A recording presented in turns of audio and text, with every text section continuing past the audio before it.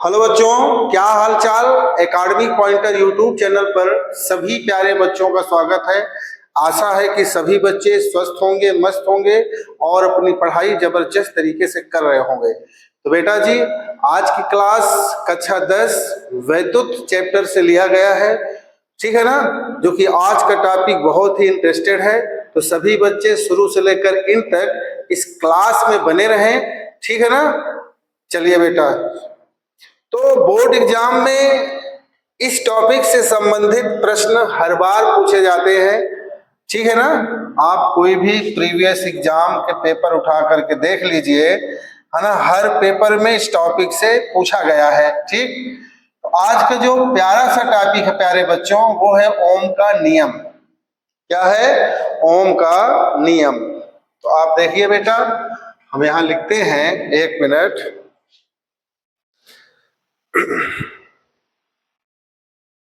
ओम का नियम।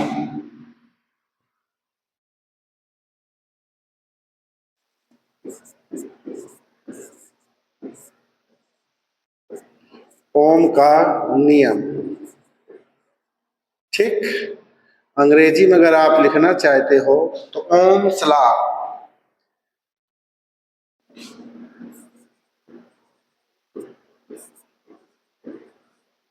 ओके, तो ये जर्मनी के वैज्ञानिक थे, ठीक।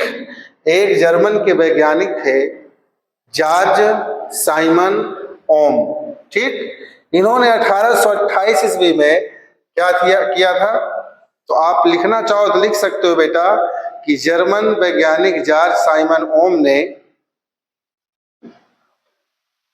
जर्मन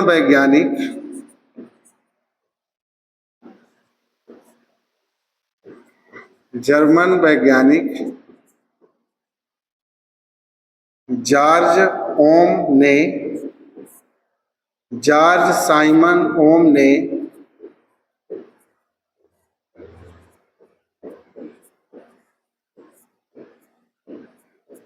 जॉर्ज साइमन ओम ने सन 1828 में विद्युत धारा के प्रवाह से, सन 1828 ईस्वी में 28 में विद्युत धारा के प्रवाह से, विद्युत धारा के प्रवाह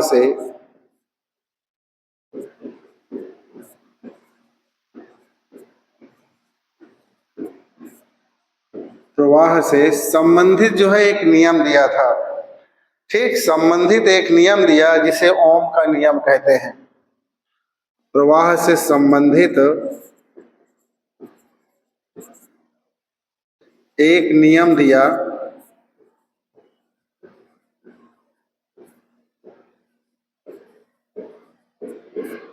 एक नियम दिया जिसे ओम का नियम कहते हैं,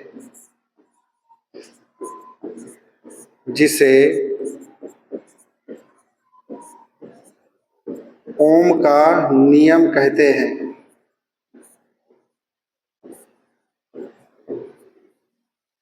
ठीक बेटा।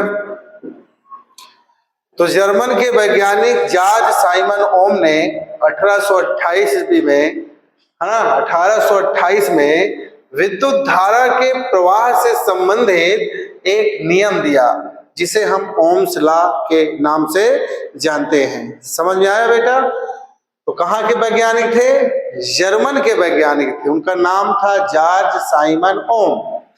इन्होंने 1828 में विद्युत धारा के प्रवाह से संबंधित एक नियम दिया था। इन्होंने 1828 में विद्युत धारा के प्रवाह से संबंधित एक नियम दिया था। इसे ही कहा जाता है क्या? ओम का नियम, ठीक।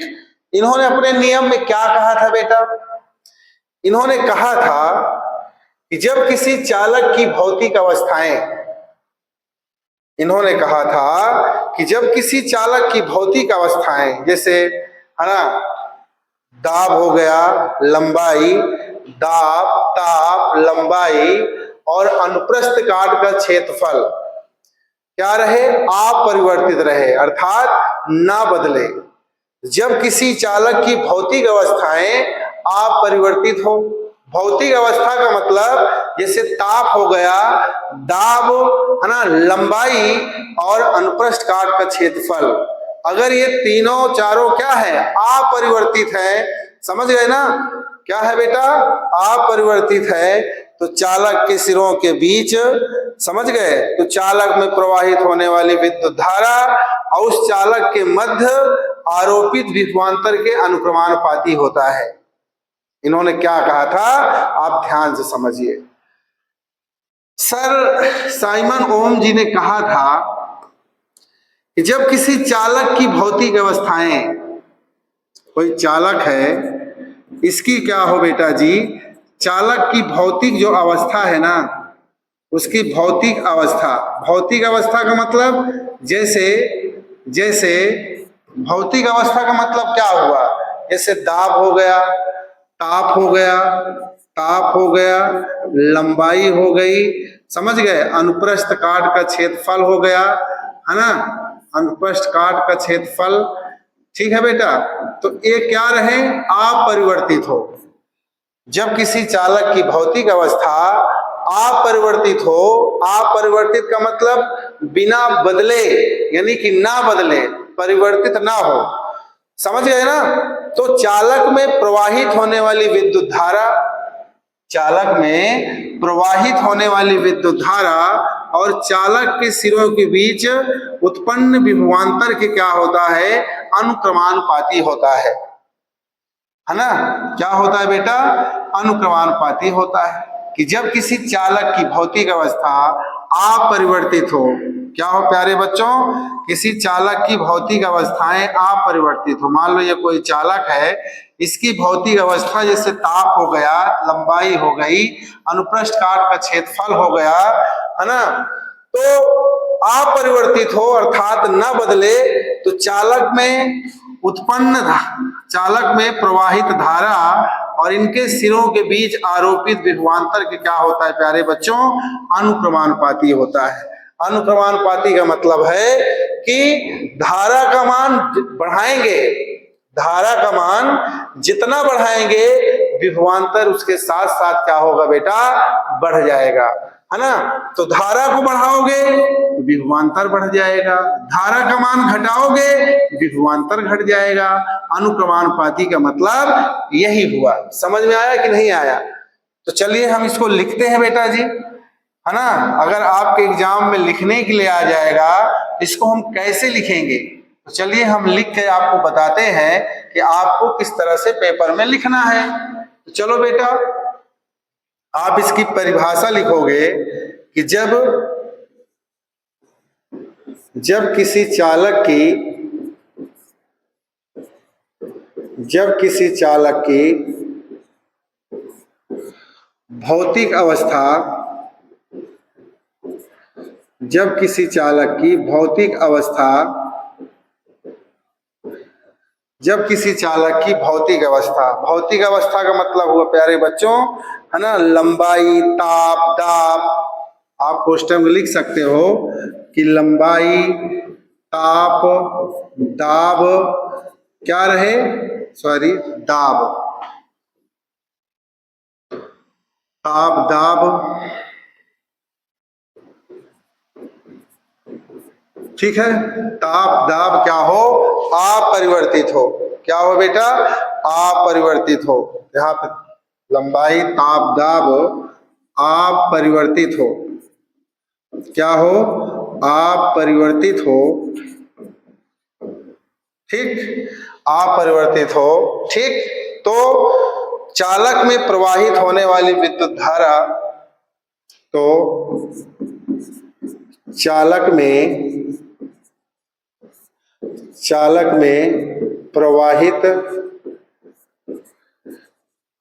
में प्रवाहित होने वाली विद्युत धारा, प्रवाहित होने वाली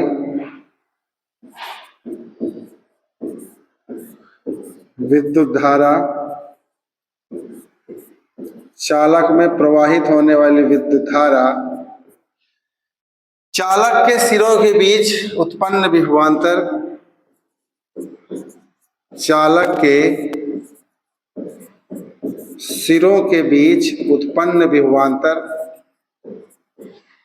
चालक के सिरों के बीच उत्पन्न विभवांतर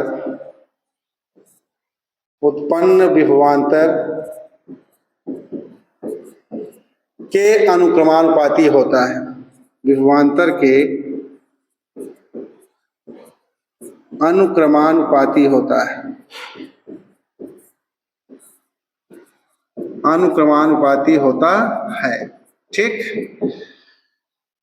तो ओम के नियम में आपको लिखना है प्यारे बच्चों कि जब किसी चालक की भौतिक अवस्था जैसे ताप, दाब, लंबाई अपरिवर्तित हो अर्थात न बदले, तो चालक में प्रवाहित विद्युत धारा और चालक के सिरों के बीच आरोपित विभवांतर के क्या होता है, अनुक्रमानुपाती होता है। चालक के सिरों के बीच चालक में प्रवाहित होने वाली विद्युत धारा चालक में आरोपित विभवांतर, चालक के सिरों के बीच आरोपित विभवांतर के क्या होता है, अनुक्रमानुपाती होता है। अनुक्रमानुपाती कहो चाहे समानुपाती कहो, दोनों का मतलब क्या होता है प्यारे बच्चों, एक ही होता है। ठीक, अब इसका मतलब क्या हुआ, ये आई मीन्स धारा और विभवांतर के अनुक्रमानुपाती होता है। समझ गए, इसका मतलब हुआ कि जब किसी चालक में धारा का मान बढ़ाओगे तो विभवांतर का मान भी क्या होगा प्यारे बच्चों, बढ़ जाएगा। समझ गए ना, जब चालक में धारा का मान बढ़ाओगे तो विभवांतर बढ़ जाएगा, चालक में धारा का मान घटाओगे विभवांतर घट जाएगा। इसका मतलब हुआ, समझ गए कि नहीं, अगर धारा को दुगुना करोगे तो विभवांतर भी क्या हो जाएगा, दुगुना हो जाएगा। समझ गए, अनुक्रमानुपाती का मतलब ये हुआ। और जब जब फिजिक्स में अनुक्रमानुपाती का चिन्ह हटाते हैं तो उसके स्थान पर कोई ना कोई नियतांक आ जाता है। क्या आ जाता है बच्चों, जब भी हम फिजिक्स के अंतर्गत या भौतिक विज्ञान में जब भी हम इस अनुक्रमानुपाती का चिन्ह हटाते हैं ना, तो उसके स्थान पर कोई ना कोई क्या होता है, नियतांक उत्पन्न हो जाता है। समझ गए ना, तो चलिए हम अगर इस अनुक्रमानुपाती के चिन्ह को हटा दे प्यारे बच्चों, तो यहाँ पर एक नियतांक आ जाएगा, वहां पर क्या आ जाएगा, एक नियतांक आ जाएगा प्यारे बच्चों। ठीक, तो आई यहाँ पर इस नियतांक को हटाकर एक आर आ जाएगा और वी। बोलो बेटा,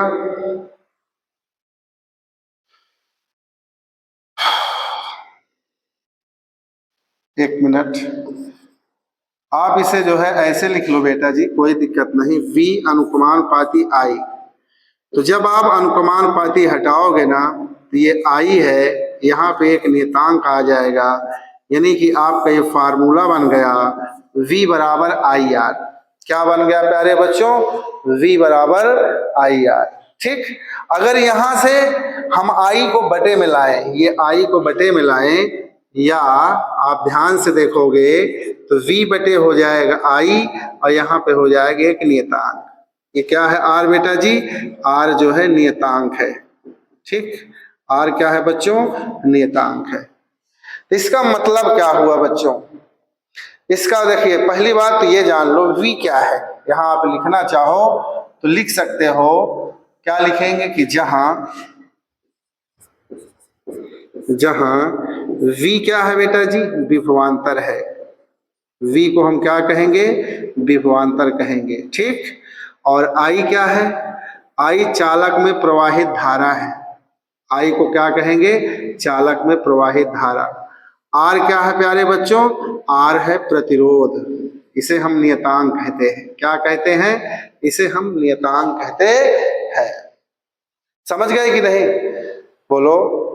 तो जो नियतांक R को हम चालक का विद्युत प्रतिरोध कहते हैं। समझ गए, ये जो नियतांक R है, ठीक बेटा, जो नियतांक R है इसे हम क्या कहते हैं, नियतांक R को क्या कहते हैं, विद्युत प्रतिरोध कहते हैं। नियतांक R को हम क्या कहते हैं प्यारे बच्चों, विद्युत प्रतिरोध कहते हैं। क्या कहते हैं? विद्युत प्रतिरोध कहते हैं, याद रखना। क्या कहते हैं प्यारे बच्चों? विद्युत प्रतिरोध कहते हैं। ठीक, नियतांक R को क्या कहते हैं? विद्युत प्रतिरोध कहते हैं। ठीक, अब इसका मान जो है चालक के पदार्थ, ताप, क्षेत्रफल आदि पर निर्भर करता है। आप यहाँ लिखना चाहो लिख सकते हो, है ना, कि प्रतिरोध R का मान, प्रतिरोध R का मान, R का मान चालक के, R का मान, R का मान चालक के पदार्थ, ताप, क्षेत्रफल, चालक के पदार्थ, चालक के पदार्थ, ताप, क्षेत्रफल, है ना, आदि पर निर्भर करता है, आदि पर निर्भर करता है। आगे हम भी आपको बताएंगे, निर्भर करता है। समझ गए प्यारे बच्चों? यानी कि नियतांक R को हम विद्युत धारा का प्रतिरोध कहते हैं। R क्या है? विद्युत धारा का प्रतिरोध है। ठीक, अब ये प्रतिरोध क्या है सर? ये प्रतिरोध क्या है? तो प्रतिरोध बेटा जी, इसके बाद जो टॉपिक आएगा हम आपको प्रतिरोध से संबंधित बात आपको बताएंगे कि ये प्रतिरोध है क्या। ठीक, धारा, धारा क्या है? I। ठीक है ना, समझ में आया बेटा? ठीक, समझ में आया होगा। ठीक है ना।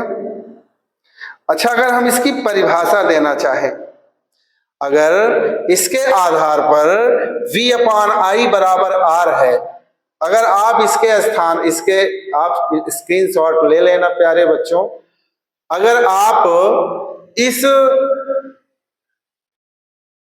जो है V/I बराबर R, V/I बराबर R, इसको लेकर के आप क्या कर सकते हो? डिफिनीशन बना सकते हो। क्या बना सकते हो बेटा?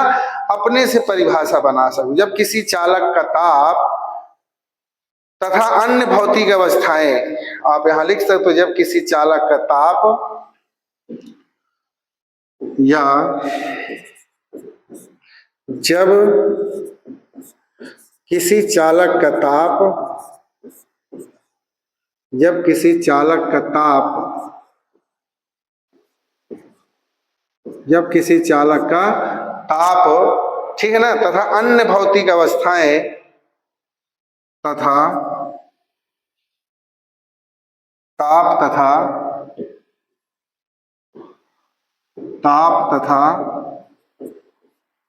अन्य भौतिक अवस्थाएं,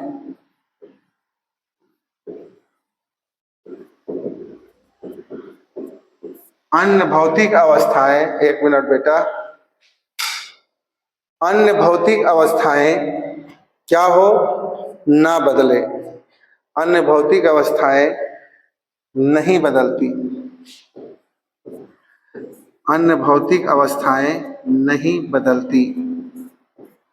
ठीक, अन्य भौतिक अवस्थाएं नहीं बदलती, तो उसके सिरों पर लगाए गए विभवांतर, तो उसके सिरों पर लगाए गए विभवांतर, उसके सिरों पर, उसके सिरों पर लगाए गए विभवांतर,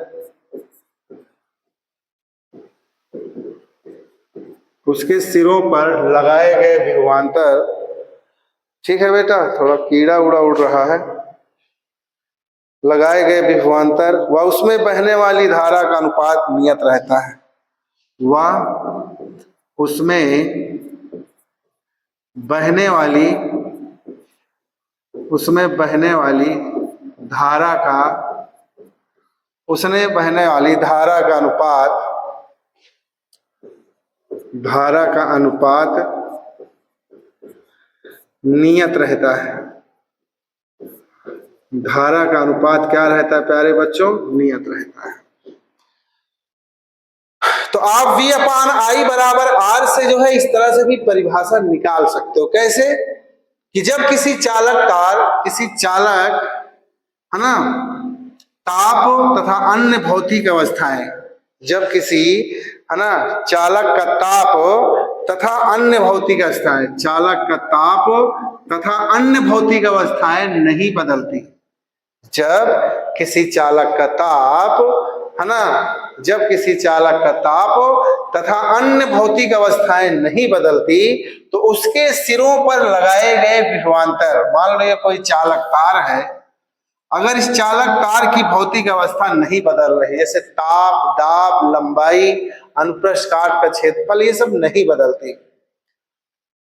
समझ गए बेटा? जब किसी चालक की भौतिक अवस्था नहीं बदलती तो चालक के सिरों पर लगाया गया विभवांतर, चालक के सिरों पर, चालक का सिरा एक ये है एक ये है, तो चालक के सिरों पर लगाया गया विभवांतर और उसमें बहने वाली जो धारा है, चालक के सिरों पर, है ना, चालक के सिरों पर लगाया गया विभवांतर और चालक में बाहर बहने वाली धारा का जो अनुपात होता है वो नियत होता है। क्या होता है प्यारे बच्चों? नियत होता है। समझ में आया कि नहीं आया? जब किसी चालक की भौतिक अवस्थाएं अपरिवर्तित हो तो चालक में बहने वाली धारा और चालक के सिरों के बीच विभवांतर का अनुपात एक क्या होता है? नियतांक होता है। चालक के सिरों के बीच आरोपित विभवांतर, चालक में बहने वाली धारा का जो अनुपात होता है वो क्या होता है बच्चों? नियत होता है। समझ में आया कि नहीं आया? आया होगा। ठीक बेटा, चलिए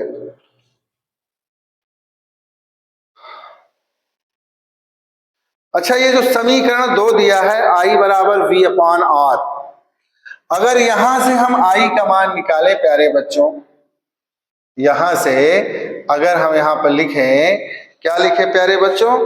क्या लिखें, है ना, कि I बराबर V अपान R, यदि हम थोड़ा इसको ऊपर करते हैं, यदि यदि यदि I बराबर V अपान R, I बराबर V अपान R, इसे आप मान लो समीकरण नंबर 2। ठीक है बेटा, इसको आप मान लो समीकरण नंबर 2 और ये हमारा है समीकरण नंबर 1। इसको मान लो समीकरण नंबर 2 और ये हमारा समीकरण नंबर 1।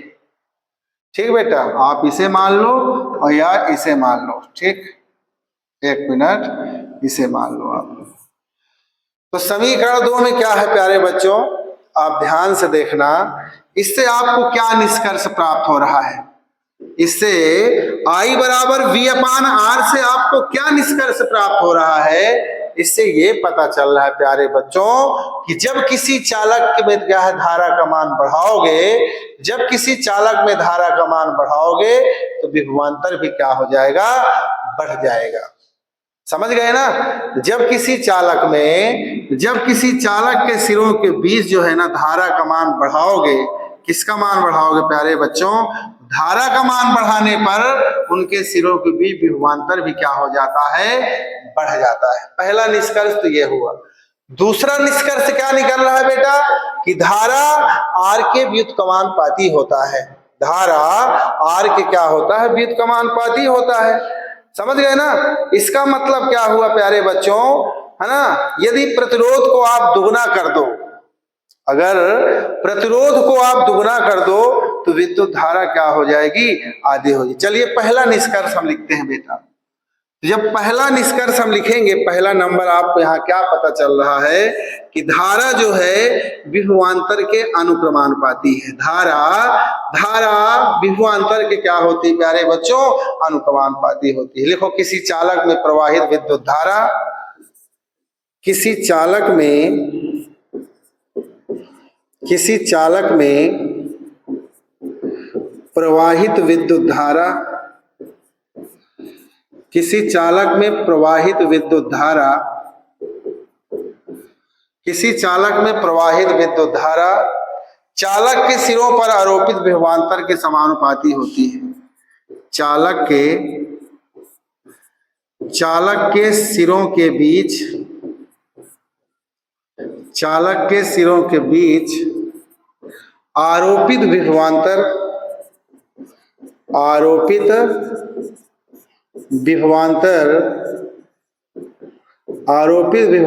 के अनुक्रमानुपाती होता है। विभवांतर के अनुक्रमानुपाती या समानुपाती होता है। समझ गए प्यारे बच्चों? पहला निष्कर्ष तो हमको यही प्राप्त हो रहा है कि I बराबर V अपान R, यानी धारा का मान बढ़ाओगे, किसी चालक में प्रवाहित विद्युत धारा चालक के सिरों के बीच आरोपित विभवांतर के क्या होता है, समानुपाती होता है। इसका मतलब अगर धारा का मान आप 2 एम्पियर करोगे, विभवांतर को दुगुना करो तो धारा भी क्या हो जाएगी प्यारे बच्चों, दुगनी हो जाएगी। भैया आई क्या है, विभवांतर के अनुक्रमानुपाती है प्यारे बच्चों। जब भी धारा का मान आप बढ़ाओगे तो विभवांतर भी बढ़ जाएगा। विभवांतर को दुगुना करोगे विद्युत धारा दुगनी हो जाएगी। विभवांतर को 4 गुना करोगे विद्युत धारा 4 गुनी हो जाएगी। विभवांतर को आप जितना बढ़ाओगे धारा भी बढ़ जाएगा। विभवांतर का मान घटाओगे तो धारा भी क्या हो जाएगा प्यारे बच्चों, बढ़ जाएगा या घट जाएगा। समझ गए कि नहीं? बोलो। तो जब विभवांतर आप दुगुना करोगे धारा दुगुनी हो जाएगी, विभवांतर आप 10 गुनी करोगे धारा 10 गुनी हो जाएगी। क्यों हो जाएगी? क्योंकि धारा विभवांतर के क्या है प्यारे बच्चों, अनुक्रमानुपाती है। लेकिन प्रतिरोध के क्या है, व्युत्क्रमानुपाती है। आप देख रहे हो ये बटे में दिया है, इसमें उल्टा होता है बेटा। अगर एक मान बढ़ेगा तो दूसरा मान घटेगा। जैसे प्रतिरोध को बढ़ाएंगे तो धारा का मान घटेगा, प्रतिरोध को घटाएंगे तो धारा का मान बढ़ेगा। समझ में आ रहा है ना? तो प्रतिरोध को बढ़ाने से धारा का मान घटता है, प्रतिरोध को घटाने से धारा का मान बढ़ता है। अगर आप है ना प्रतिरोध को दुगुना करोगे, प्रतिरोध को दुगुना कर दो तो धारा का मान आधा हो जाएगा। बोलो बेटा। अगर प्रतिरोध का मान चौगुना कर दो तो धारा का मान 1/4 हो जाएगा। समझ गए कि नहीं? तो आपको ये बात ध्यान रखना है। चलिए दूसरा निष्कर्ष लिखते हैं प्यारे बच्चों, आप लोग इसको लिखते जाना, ठीक। दूसरा हमारा निष्कर्ष क्या है कि धारा किसी चालक में प्रवाहित धारा, किसी चालक में प्रवाहित विद्युत धारा, किसी चालक में प्रवाहित विद्युत धारा, किसी चालक में प्रवाहित विद्युत धारा, किसी चालक में प्रवाहित विद्युत धारा प्रतिरोध के व्युत्क्रमानुपाती होती है। प्रतिरोध के व्युत्क्रमानुपाती होती है। प्रतिरोध के व्युत्क्रमानुपाती होती है। प्रतिरोध के व्युत्क्रमानुपाती होती है। याद रखना प्यारे बच्चों, ठीक है ना? तो यहाँ पर आप देख रहे हो कि धारा प्रतिरोध के क्या है, व्युत्क्रमानुपाती है, उल्टा है, ठीक। यानी जब भी आप प्रतिरोध का मान दुगुना करोगे तो धारा का मान आधा हो जाएगा। समझ गए ना? हाँ, ये चीज ध्यान देना। प्रतिरोध को 2 गुना करने पर विद्युत धारा आधी हो जाएगी, प्रतिरोध को आधा करने पर धारा दुगुनी हो जाएगी। समझ गए ना? प्रतिरोध को क्या करने पर, आधा करने पर, है ना? बोलो। प्रतिरोध को दुगुना करने पर, प्रतिरोध को आप दुगुना करोगे प्यारे बच्चों तो विद्युत धारा आधी हो जाएगी। आप यहां लिख सकते हो अतः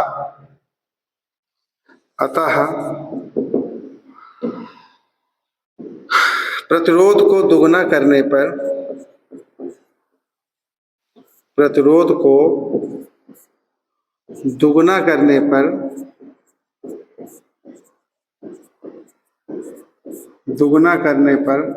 धारा का मान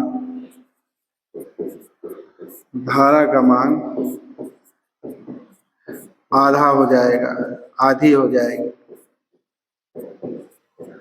आधी हो जाएगी, ठीक। अगर विभवांतर को हम आधा करें, सॉरी प्रतिरोध को आधा करें तो धारा दुगुनी हो जाएगी, तथा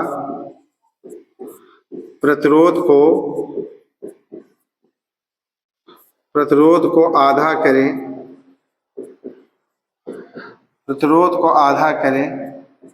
तो धारा दुगुनी हो जाएगी, तो धारा 2 गुनी हो जाएगी,